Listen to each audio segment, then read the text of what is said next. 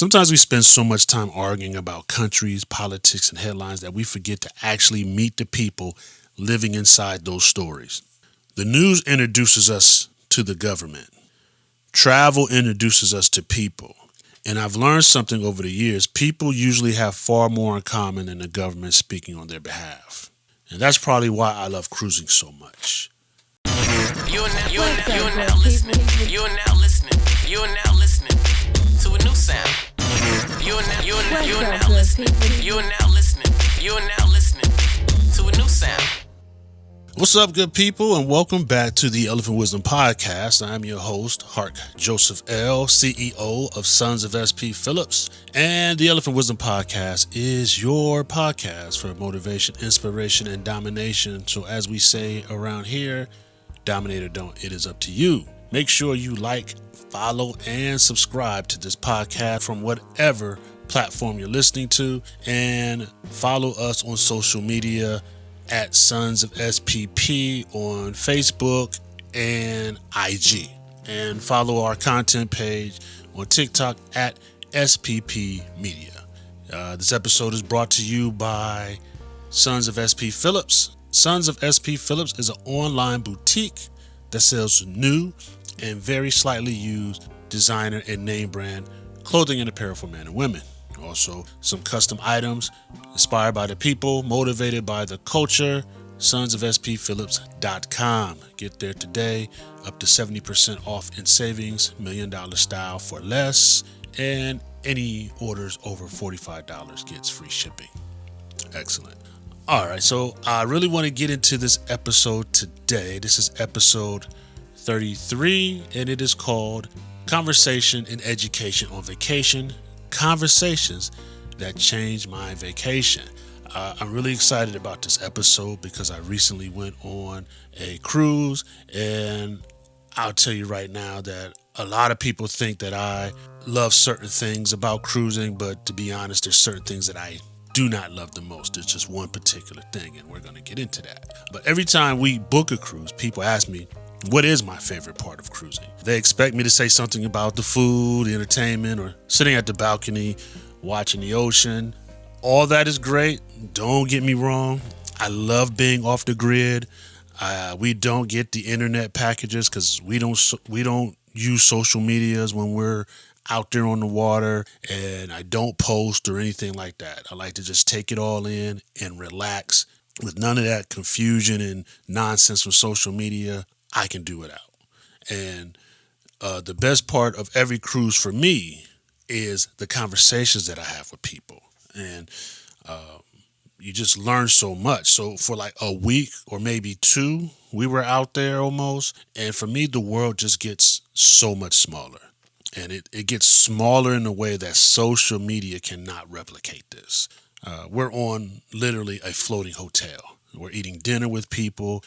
We'll probably never see these people again. We're standing in line together. We're watching shows. We're riding elevators, walking on deck, saying hi. And sometimes if you're willing to ask just one simple question, where are you from? You'll meet people and they will surprise you. Oftentimes, especially on this particular trip, we met people from our own state, a couple people from our city, and I actually met a young lady who lives right up the street from my neighborhood. And other times we just meet people who likes to tell us stories about themselves or their background, and it completely changes the way we see the world. And on this particular cruise, I had just that moment where my view on certain things and countries really changed. On this particular afternoon that I'm referring to, we were attending one of the art auctions on the ship, me and my wife, and we were looking at pieces. We made a few purchases, and we made a few friends with the auctioneers. And there was three of them, and they were all from South Africa. And I ended up asking two of them the same question at different times. And that question or statement was basically, so tell me about South Africa. I ask this question because I am genuinely intrigued by the homeland of my ancestors, and it felt like a rare chance to learn on my own terms, and get a deeper understanding. And I've met a few people here and there from Africa before, but never from South Africa. And so this felt like a once-in-a-lifetime opportunity, which it probably wasn't, just to hear the truth straight from the people from the source who are from there. One conversation was with a young woman named Carmen, and the other one was with a gentleman named Joseph. And neither one of these conversations felt like an interview or anything like that. It just felt like two people simply sharing where they came from. Carmen explained to me that she comes from a Dutch Afrikaans background. She helped me understand the provinces of South Africa, how communities develop, and how identity, language, and history shape the regions, and how that influence still shows up today. Joseph gave me a broader angle. He explained to me how South Africa is divided into provinces, cities, and municipalities, and that led us into a conversation about how government works in America. And I explained to them both how we have states, counties, cities, townships, et cetera, et cetera, et cetera. Sometimes how our laws stack on top of each other, like for city laws, state laws, legislation, and federal laws, so to speak. And even though our systems are very different, we are describing the same challenges that our countries have. How do you organize millions of people with different cultures, histories, and priorities? Then our conversation shifted a little bit. Joseph, who's a very nice young man, he speaks over 11 languages. And he explained that there are still places in South Africa where black South Africans like himself are not allowed to live. They can work there, but they can't live there. And that is one of those leftover barriers from an apartheid era structure. He also gave me some historical tensions between the African people, the Boers, and the British Empire. And he compared that history to what America once had with sundown towns. Different countries, different histories, but familiar patterns when it comes to racism. The Joseph said something that really made me think. He told me that apartheid ended only about 32 years ago and that he's about to turn 30. And sometimes when you hear the word apartheid, you think of something that's very old and very ancient. I think because it lasted so long. You think of it as being something that's really far away and deep in the history books. But he's living proof that that wasn't that long ago, and his entire life has existed in the shadow of a system that ended just 2 years before he was born. And in that conversation, I started to think about something that I usually post on some of my other social media spots. And I told him that the Civil Rights Act in America is only a little over 60 years old. And I myself, I'm 52. And then when you think about those numbers, you realize these aren't ancient stories. They're recent, pretty much. The people who lived through these systems are still alive. The children who inherited those changes are still young adults. It reminds me how fragile progress can be, how laws can change, rights can expand, and opportunities can grow. But you have to maintain those goals and those gains, and it requires every generation to keep paying attention to what's happening. Joseph shared even more with me, and this part I'll never forget. He said when people from around the world migrate to America looking for better opportunities, many Africans do the same thing by moving to South Africa. They're searching for work, safety, education, and a future for their children. So, in my opinion, the American dream isn't really all that unique. We're not the only country with an opportunity to progress. Every country has its own version of people searching for a better life, and that theme kept showing up in other conversations that I was having. I talked with other crew members from Jamaica, others from the Philippines, and many of them spend almost 6 to 9 months away from their families on these cruise ships. So they're missing birthdays, they're missing holidays, they're missing ordinary Tuesday evenings with their family. Yet when I asked them about working here and why they're on a cruise ship, I heard something way beyond sacrifice. I heard a lot of gratitude in their voice. They talked about seeing the world, having that opportunity, meeting people from other countries, learning about different cultures, providing for their families, of course, and building a future. And yes, the work here is hard and challenging, but there is another sense of pride in their voice when they talk about this choice that they made. And my conversations don't just stay on the ship. You know, we stopped at different ports along the way. Our first port was in Puerto Plata, Dominican Republic, which is a place my wife and I love to go to. And we have a friend there named Antonio, and we consider Antonio family. So we call him up, we tell him we're coming. He picks us up.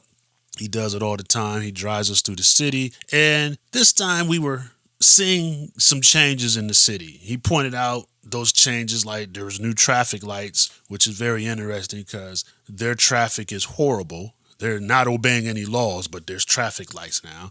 There's new apartment buildings, new businesses opening, neighborhoods growing, and a new funeral home. And there's construction everywhere. And this city is consistently moving forward despite having a convoluted infrastructure. People are still raising families. They're going to work, building businesses, trying to make tomorrow a little bit better than today by any means necessary, even in places where challenges still exist. Antonio drove us into this neighborhood that was going through some updates, some new buildings here and there. And he told us his friend who lives in New York just recently purchased a newly constructed apartment. And right next door to these brand new apartments sits a prison.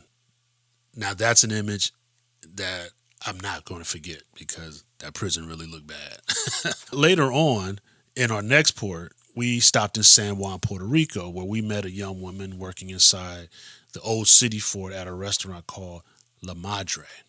And before I move on, the food at La Madre was excellent. So if you get to San Juan, go to La Madre. This young woman, we could tell she's obviously expecting a child. I don't know if it was her first or her second or anything about that. But we were just having a conversation about some things, and I asked her about the neighborhoods and people living inside the fort, things like that.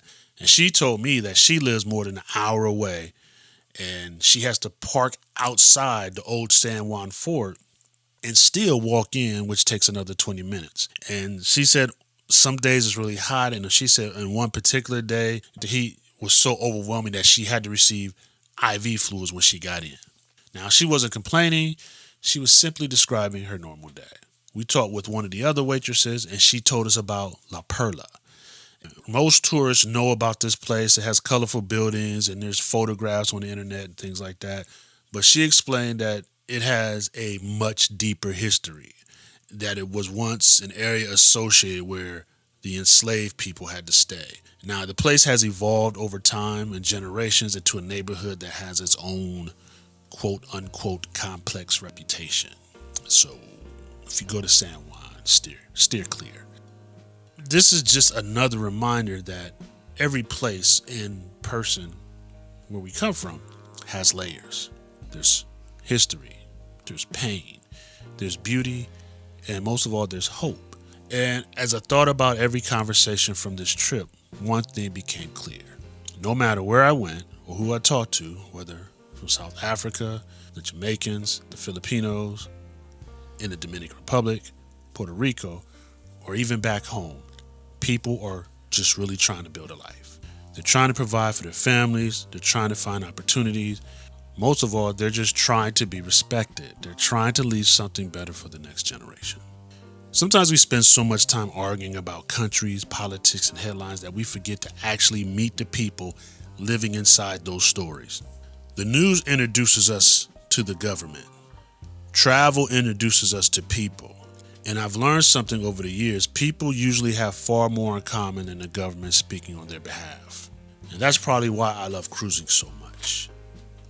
Not because of the big ships, not because of the service, not because of the destinations, but because for a little while, strangers become teachers. All because somebody was willing to stop and ask, so tell me about where you're from. Travel didn't convince me that every country is the same, because it's not. The histories are different, the struggles are different, the cultures are very different. What travel did teach me is that ordinary people wake up with many of the same responsibilities that I have. They love their children, they worry about money, they hope tomorrow is better than today. And once you sit across from someone and have these simple conversations, instead of just reading about them and their country, it's a lot harder to reduce them to just a headline. This is the Elephant Wisdom Podcast. And I'm your host, Hart Joseph L., CEO of Sons of SP Phillips. Elephant Wisdom Podcast is your podcast for motivation, inspiration, and domination. So, dominate or don't, that is up to you. Make sure to follow us on IG and Facebook at Sons of SPP, on TikTok at SPP Media. And I want to thank you for tuning in, thank you for listening, and thank you for being a part of this journey. So until next time, please feel free to reach out and give us some feedback, because feedback makes us successful. But before we go, we like to encourage you to do one thing, and that is to pray along the way. Have a good one.